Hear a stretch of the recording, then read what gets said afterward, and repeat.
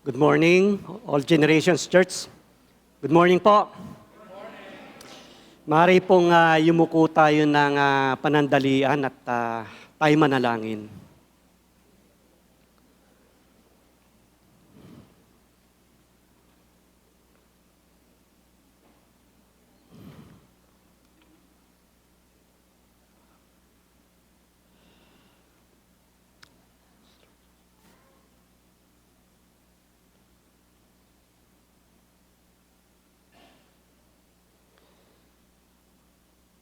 Almighty Heavenly Father, we praise your name. You alone are the one true and powerful God. We thank you for the past week, for your protection and blessings upon our household. Thank you for this day that you have given us, for the peace and the life you continually provide us. We pray that you bless our brothers and sisters who are sick. May they experience healing and renewed strength in these times. Watch over the needs of every family so that they may experience your grace daily. We also lift up to you our fellow countrymen who have suffered from the recent strong earthquakes. May you care for and protect them. Lord, spare our nation from any impending earthquakes, and let us always experience your saving hand amid calamities. Great God, bless everyone who will listen to your word today. May you speak to each of us and help us live according to your teachings and commands. In Christ's name, amen. Amen. Good morning ulit mga kapatid. Good morning. Sa mga online viewers po natin, isa po magandang umaga o magandang araw po sa inyong lahat. Mga kapatid, nalalaman po natin yung sitwasyon ng ating bansa sa mga panahong ito. Pagkatapos ng bagyo, matitinding pagbaha, ngayon naman itong mga earthquakes, no? Napakaraming lugar, no? Kagabi, around siguro mga 8 or 9, naka-receive ako ng text from the NDRRMC, yung Sambales niya ni kagabi, 5.2. 10:30 kagabi sa Southern Leyte, sa Silago, magnitude 4 naman. Iba't ibang lugar sa Surigao, meron din, sa Cagayan de Oro. And worse, yung nangyari na sa Cebu at saka sa Davao. Ang latest na casualty sa Cebu is 72 at sa Davao is 7. So, na-imagine natin yung nangyayari mga sa panahong ito, no? Ano ba yung kailangan natin? Nowadays, hindi lang sa lahat ng panahon, kailangan natin parangalan ang Diyos, tumawag sa Diyos. Siya lang ang tanging pag-asa pagdating sa mga kalamidad. Hindi natin ito mahuhulaan, lalo na ang earthquake. Pero, may tanong po ako sa inyo. What does it mean to truly honor God in our daily lives? Ano ba yung kahulugan ng tunay na pagpaparangal sa Diyos sa ating araw-araw na buhay? Hindi lamang tuwing araw ng linggo. Our topic for today is regarding God's call o yung pagtawag ng Diyos. Ang author po nito, according sa Jewish traditions, they suggest si Ezra. Pero walang ditong, although there is insufficient historical and textual to confirm na siya nga, no? Pero the author remains uncertain. Yung date at saka place ng writing po nito, yung 2 Chronicles was likely written between 450 to 400 BC. Ito'y panahon ng mga Jewish exiles na bumalik sila sa Jerusalem para muli itong itatag o gawin. Yung lugar ng pagsulat nito believed to be in Judah, no? Possibly sa Jerusalem. Sino yung mga audience dito? Ang mga audience po rito yung mga Jewish community, no?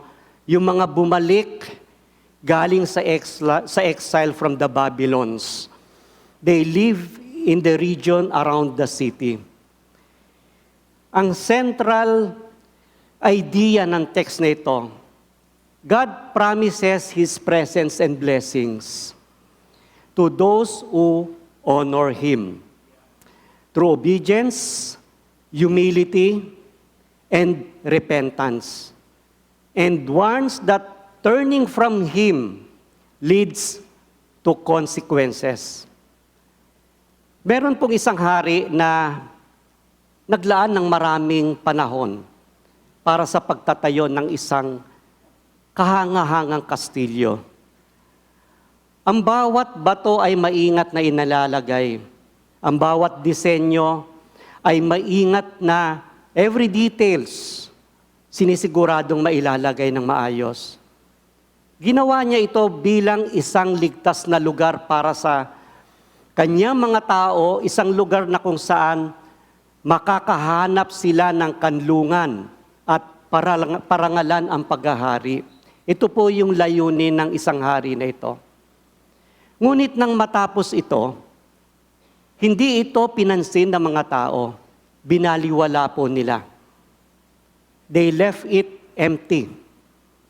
Use it carelessly, and even deface every parts of it. They vandalized, they damaged the castle. What was meant to be a symbol of protection and honor became a source of shame. Ito'y naging sanhi ng kahihiyan sa isang hari. Ang 2 Chronicles chapter 7 verse 11 to 22, Solomon has just completed the temple, the dwelling place of God. God appeared Himself, affirming the temple and His covenant with His people. Ito po yung purpose nito. But as with that castle, no, tulad noong palasyo na ito, God warned that if His people turned away from Him, the very place meant to be holy would become a byword, a warning and a testimony of what happens when blessings are neglected. This story challenges us to reflect. How are we honoring God in our lives? Paano natin pinararangalan ang Diyos sa buhay natin? Are we faithfully tending the temples God has entrusted to us? Our hearts, our homes, and our community? Or are we treating them carelessly tulad po noong sa kwento na binasa natin? Risking the consequences of turning away from Him. Yung dedication po ng temple na matatagpuan sa 2 Chronicles chapter 7 verse 1 to 10, God responds to Solomon's prayer at the temple dedication. Sa anong paraan? The fire from heaven consumes the offering, and His glory fills the temple.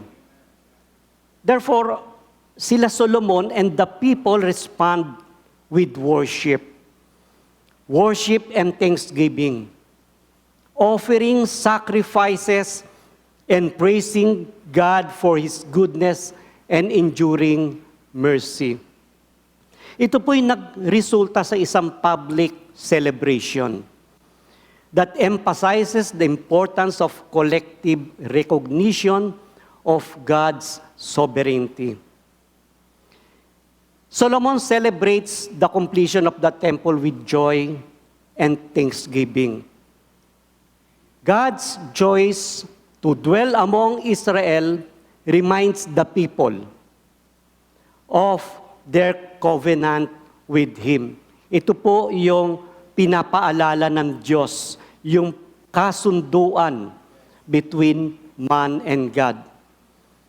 Sa verse 11 ng 2 Chronicles chapter 7, at natapos nga ni Solomon ang templo ni Yahweh at ang sarili niyang palasyo. Sinunod niyang lahat ang plano niya para sa mga ito. In fact, yung idea ng constructing the first temple in Jerusalem was initiated by King David bilang permanent dwelling place ng Ark of Covenant ng Panginoon. Pero sinabi ng Diyos kay David, hindi ikaw ang magtatayo ng templo. Dahil sa pagdanak ng dugo sa panahon ng iyong paghahari, ang iyong anak na si Solomon ang magtatayo nito. Dito po pinapakita lang ng Diyos na mas mahalaga ang kanyang plano kaysa sariling kagustuhan natin. Kaya't siya'y pumili ng tamang panahon at tamang tao, si Solomon, para itayo ang templo. Bird's eye view ng temple construction.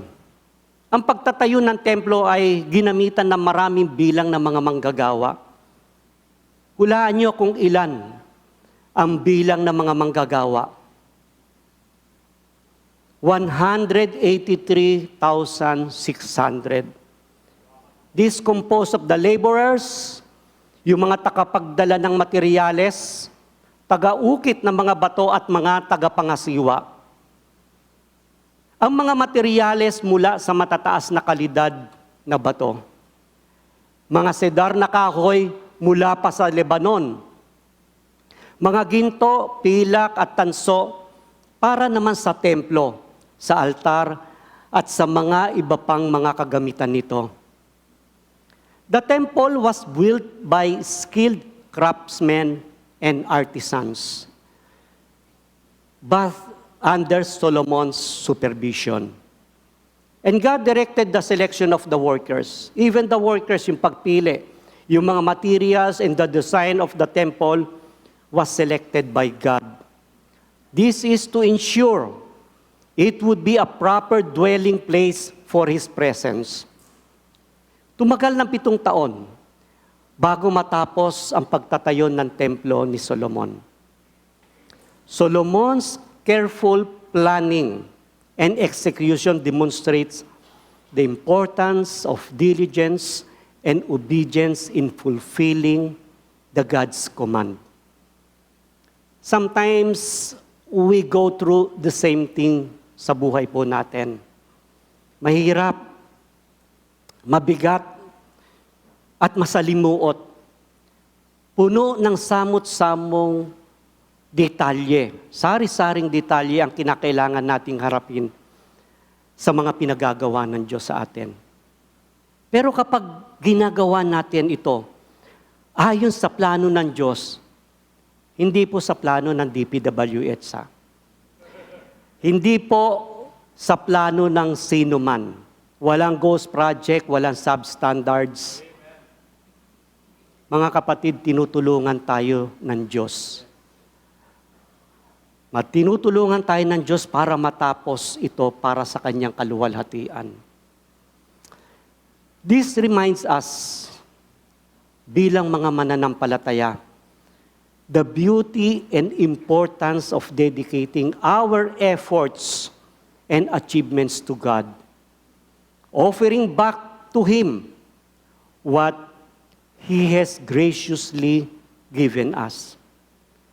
Sa verse 12, isang gabi, nagpakita sa kanya si Yahweh at sinabi sa kanya, narinig ko ang iyong panalangin at tinatanggap ko ang lugar na ito para sa paghahandog sa akin. No? The Lord's appearance confirms Solomon's prayers. Yun lang po yung pinapakita rito. Affirmed the temple as a sacred place of His presence. It demonstrated, pinapakita dito yung intimacy ng kanilang relationship ni Solomon. Revealing that he listens to prayer and desires to communicate with his people. Ito po yung nais ng Diyos. Pinangako niya na pakikinggan ko kayo. At ito yung nasa puso ng Diyos na makipagniig sa atin. Ang pagtatalaga ng templo ay nagpapakita kung gaano kahalaga yung pagsamba at paghandog para mapanatiling matatag ang relasyon ng Diyos sa mga tao. Ang pagbibigay bilang handog sa Diyos, ito ay nagpapalago ng ating relasyon sa Kanya. Dahil dito pinapahayag natin yung pagmamahal natin, yung pasasalamat natin, yung pagtitiwala natin sa Kanya. At dito pinapakita nito na lahat ng meron tayo, whatever possessions we have, pinansyal, kalusugan, ito ay galing sa Diyos na nagpapakita ng Kanyang generosity sa atin. Then finally, Solomon fulfilled his vision by completing the temple as a magnificent place of worship and sacrifice, symbolizing God's presence among His people. My question is, what kind of temple does God see in our lives today? Anong uri ng templo kaya ang makikita ng Diyos sa ating mga buhay? Verse 13, sabi ng Lord, isara ko man ang langit at hindi na umulan. Utusan ko man ang mga balang upang salantain ang lupain. Magpadala man ako ng salot sa aking bayan. Dito po, kapag sinara ng Diyos ang langit at hindi na umulan, anong mangyayari? The land will bear no crops. And soon, we will perish from the good land of the Lord. This implies God's anger sa mga hindi sumusunod sa Kanya. Magpadala man ako ng salot sa aking bayan. God illustrates here His authority over nature and His ability to control weather patterns and events. Lahat po yan nakapailalim sa kapangyarihan ng Diyos. Tayo po ba'y sumasang-ayon dito? Naalala ko lang po nung August 30, Saturday noon, from 1 o'clock to 4 p.m., nagkaroon ng localized thunderstorm sa Metro Manila. Bumaha, yung dating hindi binabaha, binaha. Mother Ignacia, yung Katipunan, matataas naman na lugar yan, pero binaha hanggang bewang, hanggang dibdib ang baha dito. Dito po pinapakita lang ng Diyos, no? This highlights that God can use these means as a response to the behavior of His people. Dito nabunyag, dito nagsimula. Binuksan yung kaisipan ng mga tao sa mga nangyayari sa ating bayan. Sa verse 14, ngunit kung ang bayang ito ay nagtataglay ng aking karangalan, sila ay magpapakumbaba, sila ay mananalangin, hahanapin ako at tatalikuran ng mga kasamaan, papakinggan ko sila mula sa langit. Patatawarin ko sila sa kanilang mga kasalanan at muli kong pasasaganain ang kanilang mga lupain. Number 1 is humility and healing, a God's call to His people. Ang salitang kung, sa English dito, if, Ito po ay isang kondisyon na pinahayag ng Diyos na nagpapaalala sa atin na ang kanyang pangakong pagpapala ay nakabatay po sa ating pagtugon. Kung tayo ay lalapit, may pagpapakumba, manalangin at hanapin siya. Recognizing our shortcomings and dependence on God, this is the first step toward restoration. Unang hakbang para tayo ay panumbalikin sa presensya ng Diyos. Pero bakit ba mahirap sa mga tao na kilalanin yung kanilang mga pagkukulang sa harap ng Diyos? O even doon sa ating mga kapwa, no? Bakit mahirap? Yung pagsalalay sa Diyos, ayaw nilang aminin na kailangan natin ang Diyos. May ilang mga dahilan why people struggle with humility. Unang-una yung pride. People often cannot surrender their pride. Why? Because it gives them control. Gusto nila palagi kontrolado nila yung situation. This gives them a sense of security. Nagpapatatag sa kanilang mga kalooban and self-worth. Letting go of pride means admitting weakness. Parang sinasabi mo, oo, mahina ako. Admitting our mistakes. Something many find it very difficult na gawin. Ang pangalawa po is yung worldly mindset. Yung kaisipan na nakatali sa sanlibutan. And people struggle to surrender. A worldly mindset because they are often attached to comfort. Yun naman ang gusto ng tao palagi maginhawa, hayahayang buhay, no? Pero hindi ko sinasabing masama yaon, no? Pero pag ito yung nasa isip palagi natin, doon tayo nagkakamali. They attach sa mga success and they attach sa approval from others. Gusto palagi pinupuri, gusto nasa center of attraction palagi. And lastly, lack of spiritual awareness. Ito po yung pinakamahalaga dito. Kakulangan ng kanilang mga awareness pagdating sa salita ng Diyos. They do not recognize and they do not understand God's presence, guidance, at ano ba yung purpose natin, purpose ng ating mga buhay. And this leads them to live only for worldly things, without seeking spiritual growth or a deeper connection with God. Humility and reverence, this stems from our heart. This recognizes our dependence on God and approaches Him with respect and sincerity. Sabi nga sa Isaiah chapter 66 verse 2, sa lahat ng bagay ako ang may likha, kaya ako ang may-ari ng lahat ng ito. Ako'y nalulugod sa mga taong nagpapakumbaba, nagsisipagsisi, sa mga may takot at sa utos ko'y sumusunod. Ang pagsisisi ay hindi lamang bahagi ng ating, or rather, mahalagang bahagi ng ating paglalakbay sa pananampalataya.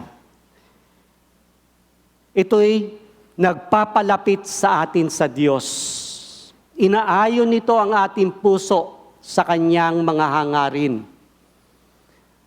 At ang pagtalikod sa makasaysayang pag-uugali ay nagpapakita po ng ating pangako na mamuhay ayon sa kalooban o ayon sa Kanyang kalooban.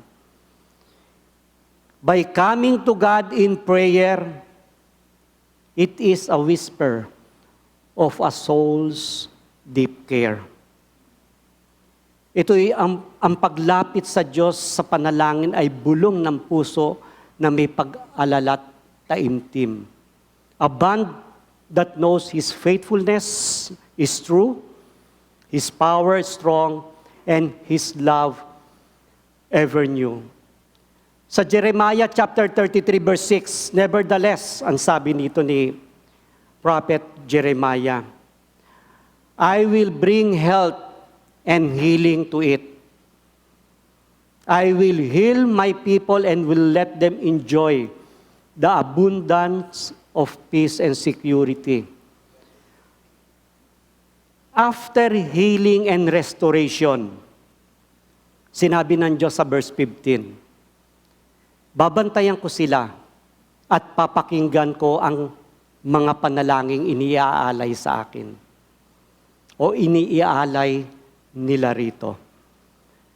Ang talatang ito shows that God is attentive to the prayers of His people, showing His willingness to listen and respond to those who seek Him earnestly. Dito po, hinihikayat po tayo. Lahat ng mga mananampalataya na manalangin na may kumpiyansang alam natin o alam niyang nakikinig ang Diyos. And God reassures us that our prayers matter. Ang ating panalangin ay mahalaga. And it can bring divine intervention. In verse 16, pinili ko at iniuukol ang templong ito. Dito ako sasambahin magpakailanman. Lagi kong babantayan at mamahalin ang templong ito magpakailanman. Pinili ng Diyos ang templong ito bilang kanyang tahanan sa gitna ng kanyang bayan. At itinalaga ito para sa mga banal na layunin. No? Dito po ipinangako ng Diyos na ang kanyang mga mata at puso ay laging naroroon. At tinitiyak sa mga mananampalataya ang kanyang presensya at katapatan sa kanilang mga buhay. Sa makatuwid, igalang natin ang mga sagradong lugar at masdan ang walang hanggang presensya ng Diyos sa ating mga buhay. Verse 17, kung mananatili kang tapat, sa akin ay gaya ng iyong si Amang David, sabi niya kay Solomon. Kung susundin mo ang lahat kong mga utos at tuntunin, patatatagin ko ang iyong paghahari. Tulad ng pangako ko sa iyong amang si David, hindi siya mawawalan ng anak na lalaki na maghahari sa Israel. And number 2 po is obedience and orderliness. This is the pathway to God's covenant blessing. Pinapaalala ng Diyos kay Solomon at sa mga kanyang tauhan. Bayang Israel, yung importance of walking faithfully in His ways, which involves a commitment to live according to His commands and principles. A life that walks in God's faithfully does what He commands and observes His statutes. He will stand firm and unshaken. Siya ay mananatiling matatag at di matitinag. Pero bakit ginamit ng Diyos dito yung buhay ni David bilang isang halimbawa? Ito'y ginamit ng Diyos bilang halimbawa dahil nandoon yung katapatan ni David at yung kanyang pagsunod. Ipinapakita po sa buhay ni David kung paano niya hinanap ang Diyos. Hinanap ng buong puso sa kabila ng kanyang mga kakulangan. Maraming imperfection si Haring David. Unang-una dito, yung kilalang-kilala natin, he committed adultery with Bathsheba. David saw Bathsheba dating and committed adultery with her. Nasundan ito yung murder of Uriah, no? Ito po yung asawa ni Bathsheba. Nilagay niya si Uriah sa front line ng battle. This is to ensure his death. And this act compounded his guilt. Pangatlo is yung pride and disobedience in taking a census. In order ni David ang census sa Israel sa kanyang mga mandirigma, nagre-reflect ito nung kanyang pagiging pagmamataas. Bakit? Because he relied on military strength rather than God's protection. And lastly, yung failure niya in family leadership. Dito, nagkaroon ng struggle si David to discipline his sons. Especially sila Amnon and Absalom. Sa kanyang inaction led to the family conflicts. Nagkaroon ng rebellion and a tragedy within the household. Sa kabila ng kanyang mga pagkukulang, patuloy na bumalik si David sa Diyos sa panalangin, pagsamba, at pagsunod. Ito'y nagpapakita ng isang puso na nananabik sa pagpapanumbalik kaysa sa dangal. This shows a heart that longs for restoration rather than honor. Ipinapaalala po ng kwentong ito sa ating lahat.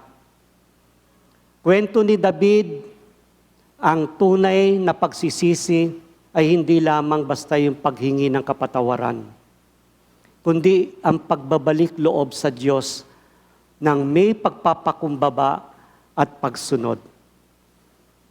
Ang halimbawa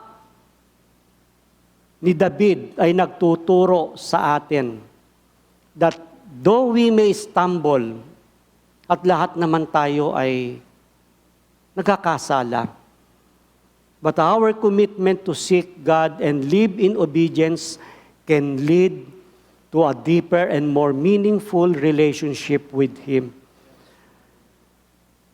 This point out that true faith is not about belief, but also about living out that belief through obedience to God's decrees and laws. Ang tunay na pananampalataya ay hindi lamang tungkol sa paniniwala po natin, kundi ito'y tungkol rin sa pamumuhay ng paniniwalang iyon sa pamamagitan ng pagsunod sa mga tuntunin at kautusan ng Diyos. And if you walk faithfully, sabi niya sa verse 18, patatatagin ko ang iyong paghahari. Tulad ng pangako ko sa iyong amang si David, hindi siya mawawalan ng anak na lalaki na maghahari sa Israel. The establishment of Solomon's throne, this signifies stability, pagiging matatag, and faithful leadership. Ito po yung pinapakita. That this reflects God's desire for a righteous ruler who follows His command. At dito nga pinagtibay ng Diyos ang kanyang tipan kay David at tiniyak na ang angkan ni Solomon ay patuloy na magmamahala sa Israel. Pero ang babala sa verse 19, ngunit kapag tinalikuran naman ninyo ako at sinuway ninyo ang mga batas at mga utos na ibinigay ko sa inyo, sumamba kayo at naglingkod sa mga ibang mga Diyos, palalayasin ko kayo sa lupaing ito na ibinigay ko sa inyo. Iiwan ko ang templong ito. Templong ito na inilaan ko upang dito ako sambahin. at pagtatawanan ito at lalapastanganin ng mga bansa. Number 3 is disobedience and dishonor. This is the consequence of turning from God. Ang talatang ito ay nagbibigay ng mabigat na babala kay Solomon. Kay Solomon at sa mga taga-Israel sa kanilang kahihinat ng bunga ng pagtalikod sa Diyos at pagsuway sa kanyang mga utos. Ang pagsuway sa mga utos ng Diyos ay nagpapakita po sa atin ng isang deliberate choice to ignore His guidance. So, ito yung sinasadya ba nating piliin na huwag pansinin o hindi pansinin yung pagpatnubay ng Diyos sa atin. Higit natin pinili ito na gawin sa buhay natin. Ang paglingon sa ibang Diyos o turning to other gods is a warning to the heart. For idolatry draws us away from true worship and the blessings found in God. God is expressing, sinasabi niya that if His people turn away from Him and forsake His commands, they will face serious consequences, including being removed from the ground. Sa NIV po, ang sabi rito, they will be uprooted. Bubunuting gaya ng mga damong walang pakinabang. And when God's presence among His people is rejected, ito ay nagsisignify ng broken relationship with God. Therefore, let us remain steadfast. Manatili tayong nagpapatuloy sa ating mga pananampalataya and to avoid distractions that can lead us away from God. At hindi lang tayo malalayo sa Diyos. Kasi sabi sa verse 20, iiwan ko ang templong ito na inilaan ko upang dito ako sambahin. Ang mas nakakahiya pa nito, pagtatawanan ito at lalapastanganin ng mga bansa. The impact on the reputation on the temple will become a byword. Ito yung magiging expression ng mga taong dumadaan dito. They will look upon with scorn and derision. Lalaitin nila habang sila'y dumadaan at kukutsain ng mga ibang nations. And this reflects that consequences of abandoning God's way. And there's more. Meron pa rito. Sa 21, ang mapapadaan sa tapat ng templo na ito ngayon dinadakila, mapapailing at magtatanong sila, bakit kaya ganito ang ginawa ni Yahweh sa lupaing ito at sa templong ito? Sa English version, sa verse 21 ng NIV, this temple will become a heap of rubble. The imagery of the temple becoming a heap of rubble, ito po'y nag-i-illustrates na yung seriousness of abandoning the faith. It's not just a physical destruction, but as well spiritual devastation.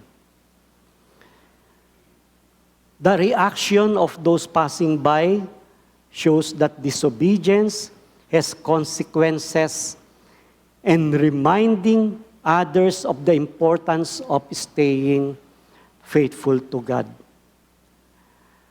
Sa verse 22, ito naman ang isasagot sa kanila. Sapagkat tinalikuran nila si Yahweh, ang Diyos ng kanilang mga ninuno na naglabas sa kanila sa Ehipto, bumaling sila sa ibang mga Diyos at ang mga ito at ang kanilang sinasamba at pinaglilingkuran, kaya sila pinarusahan ng ganito ni Yahweh. Yung historical context that God brought the Israelites out of Egypt, this shows the faithfulness and it shows yung covenant relationship na na-establish ng Diyos sa mga Israelita. Subalit ang pagtalikod sa Kanya pagkatapos ng pagliligtas, ito po ay nagpapakita ng bigat ng kanilang ginawa. Yung impact ng idolatry ng mga Israelita through their embrace of other gods. Ito po ay nagsisignify ng betrayal of trust, betrayal of love toward God. This calls us to reflect. Isipin natin, pag bulay-bulayan natin, yung ating commitment to God and the importance of remaining steadfast in our faith. Si John Newton, formerly a captain of slave ships and an investor in the slave trade noong 1700. Ito po yung kanyang kinabubuhay. John Newton was not always a man of faith.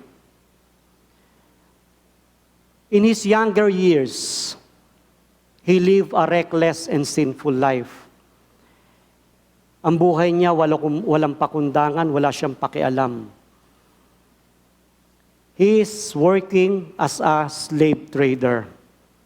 Isang mga ngalakal na mga alipin. Tinitrade niya ito, binabiyahe niya kung saang mga lugar. Dito po nagpa-profit siya. He is profiting from the suffering of others. Pride filled his heart.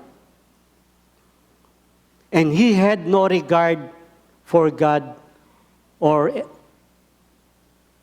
the righteousness. Wala siyang pakialam sa Diyos. Wala siyang pakialam tungkol sa pamumuhay ng pagiging matuwid. Pero isang gabi, as his ship battled a violent storm, sa gitna ng karagatan, Newton thought death was certain. Dito naisip ni Newton, tiyak pala yung kamatayan. Sinidlan siya ng matinding takot. And out of his desperation, he cried out. Umiyak siya at tumawag siya sa Panginoon. Lord, have mercy on me. Kahabagan mo ko. And that moment became the turning point ng kanyang buhay. God heard his cry. Napakinggan ng Diyos yung kanyang pagnangis. And Newton survived the storm. But even more importantly, yung kanyang puso ay nabago. His heart was changed. And over the course of time, he humbled himself before God. Turned away from the sins and devoted his life to serving Christ. He later became a pastor and wrote the timeless hymn, yung Amazing Grace. Ito yung kanyang isinulat, isang awitin, declaring, I once was lost, but now am found. Was blind, but now I see. At itong 2 Chronicles verse 7:14, it is a picture of his life. That if my people who are called by my name will humble themselves and pray and seek my face and turn from their wicked ways, then I will hear from heaven and forgive their sins and heal their land. His story, or John Newton's story, this reminds us that no one is beyond God's mercy. Walang sino man ang hindi maaabot ng habag ng Diyos. When we humble ourselves, pray, and turn from sin, God not only forgives, but also restores what was once broken. How is God inviting you today to make your faith more real in your home, in your work, and relationship? As we go, may our hearts whisper this prayer: Lord, be honored not just in my worship, but in my way of living. So, therefore, let us maintain a steadfast commitment to God, remembering that true restorations comes from humility. It comes from prayer. It comes from obedience to His Word. And this reminds us that our choices greatly affect our relationship with God and the community around us. Marami pong salamat. Ito po ang salita ng Diyos sa umaga ito.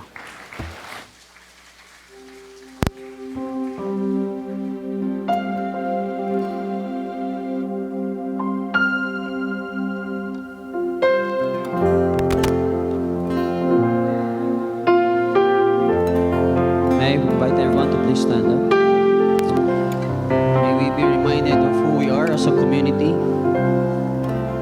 as God's children, moving forward and partnering in His kingdom building while we're still here as we sing. There is one body,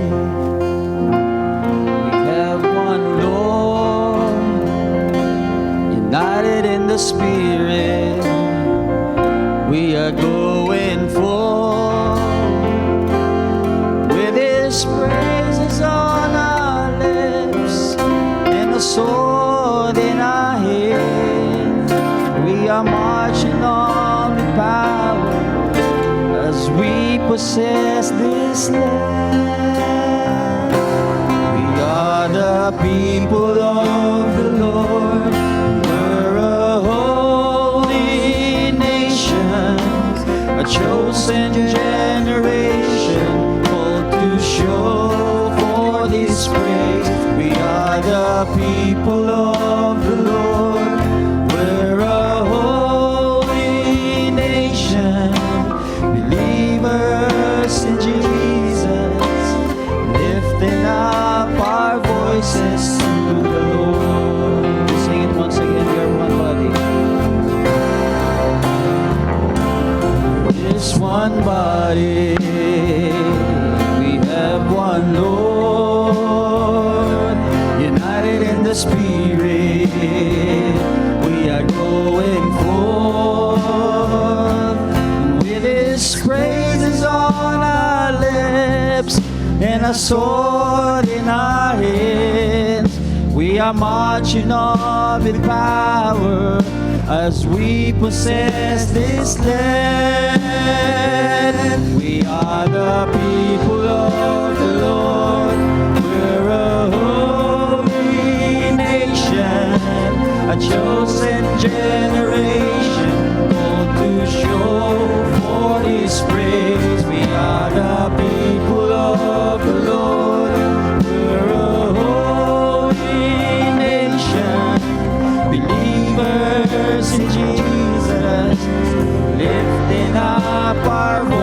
For the last time we sing, we are the people of the Lord.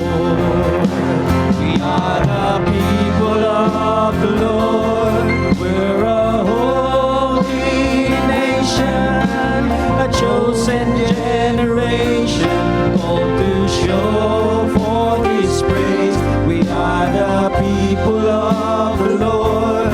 We're a holy nation, believers in Jesus, lifting up our voices to the Lord. Lifting up our voices to the Lord.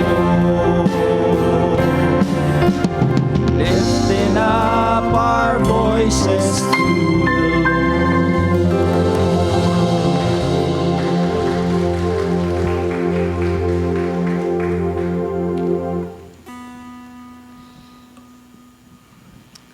Dakilang Diyos na makapangyarihan sa lahat. Marami po salamat sa pagpapaalala po ninyo sa amin.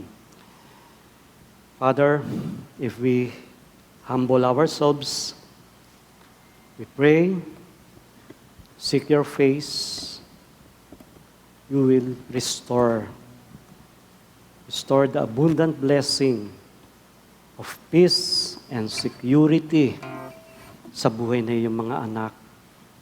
Father God, help us na makasunod, Panginoon nga po, sa iyong mga salita na iyo pong ipinapapaalala sa amin sa umagang ito.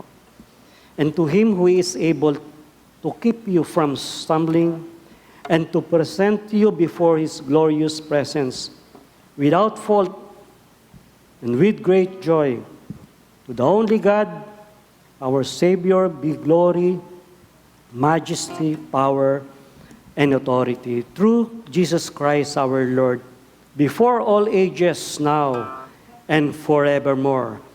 Amen and amen, amen. Sa po magandang umaga muli at paalala po, meron po tayong kape, meron po tayong tinapay dyan, and let's have a fellowship.